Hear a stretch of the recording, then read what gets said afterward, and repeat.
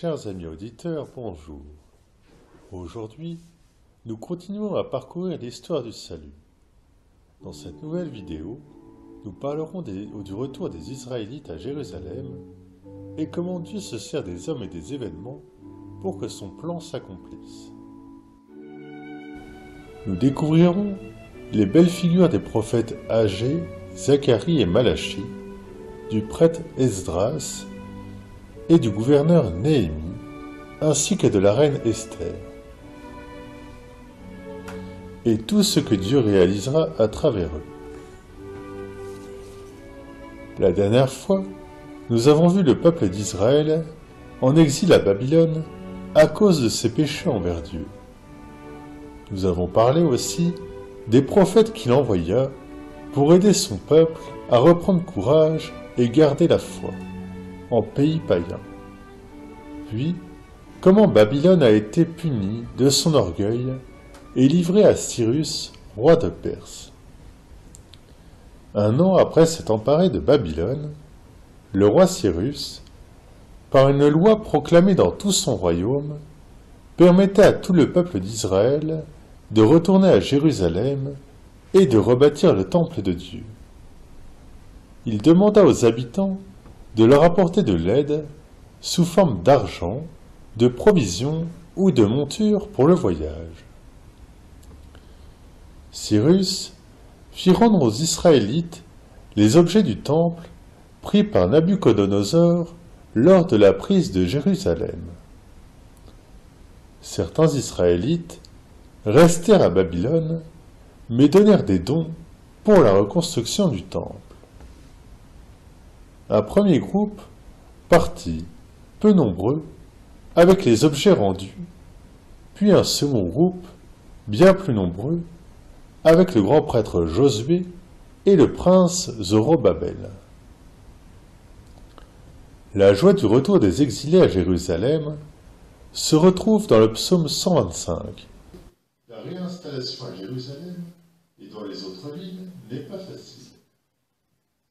Les Juifs restés sur place, ainsi que les païens, s'y trouvent, occupant parfois la place laissée par les partants. La première chose que firent les Israélites fut de rebâtir l'autel des sacrifices, et le culte put reprendre. Puis, on se mit à reconstruire le temple. Les Samaritains voulurent participer aux travaux. Les Israélites refusèrent, car ceci était d'une religion différente, avec le risque de s'écarter de Dieu. Vexés, les Samaritains firent tout pour faire cesser le chantier, et les travaux s'arrêtèrent. Dieu, 17 ans plus tard, va envoyer les prophètes Agé et Zacharie afin que les travaux reprennent. Agé travailla à réveiller la foi du peuple à l'égard de Dieu. Il appela à la conversion et à la reprise des travaux. Zacharie confirma les annonces de Dieu faites par Agé avec d'autres prophéties. Les travaux reprirent et finirent 4 ans plus tard avec une grande fête où le temple était consacré à Dieu. Après la reconstruction du temple et la reprise du culte, l'élan et la foi du peuple retomba, et Dieu envoya le prophète Malachi pour aider les Israélites à abandonner le péché et mettre leur foi en lui. Le temple était rebâti, mais la ville toujours en ruine, et le peuple ne pratiquait plus beaucoup la religion. Dieu va envoyer 2 hommes, Esdras, prêtre et scribe, et Néhémie, gouverneur. Esdras va faire partie du 3e groupe à revenir à Jérusalem.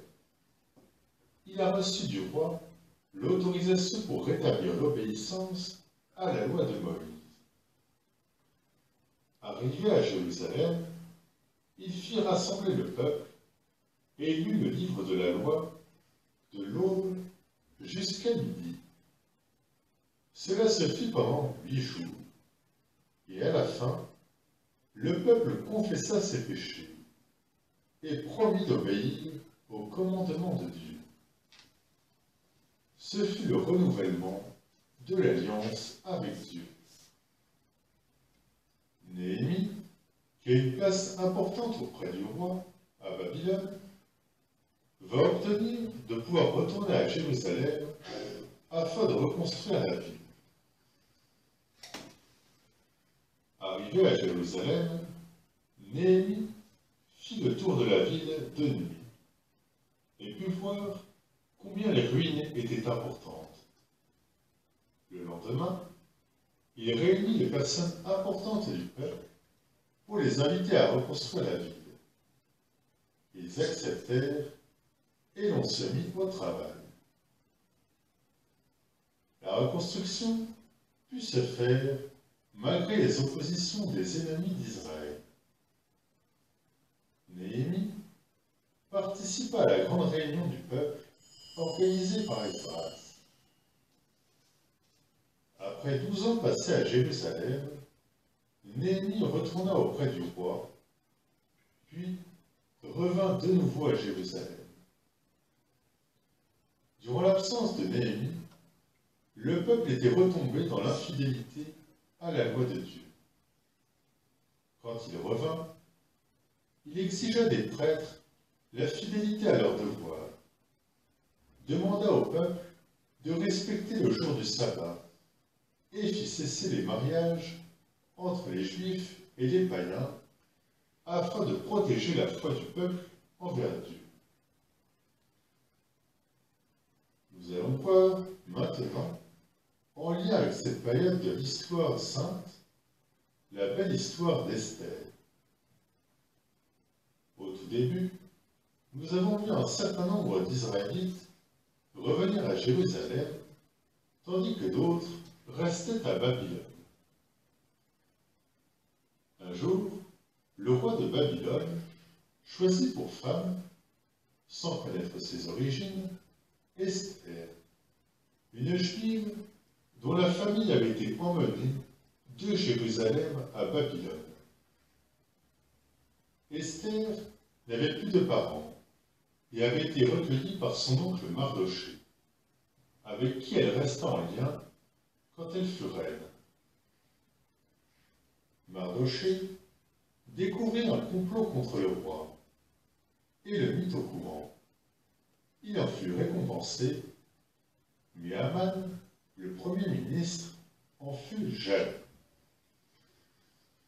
De plus, Mardochée avait refusé de se prosterner devant lui, car Mardochée ne voulait pas mettre la gloire d'un homme au-dessus de la gloire de Dieu, qui seul est digne d'adoration.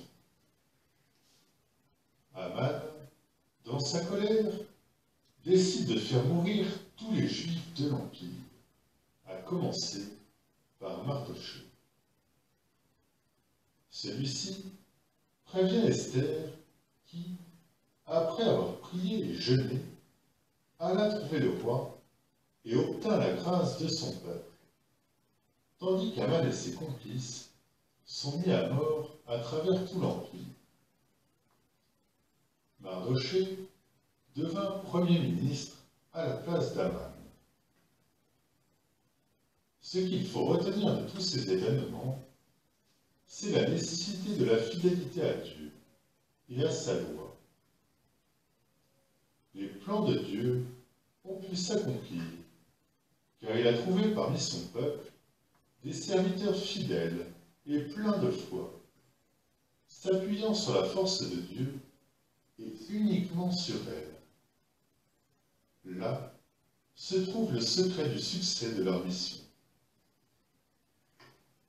Si vous avez aimé cette vidéo et que vous désirez connaître la suite, je vous donne rendez-vous le samedi 18 novembre avec une vidéo sur les martyrs des Juifs sous la domination grecque et leur lutte pour garder la foi. Pour patienter, des vidéos sur la Vierge Marie, la vie des saints et l'histoire de l'Église vous attendent les prochains samedis. Je vous remercie de votre écoute et je vous souhaite d'avance une sainte fête de la Toussaint. À bientôt.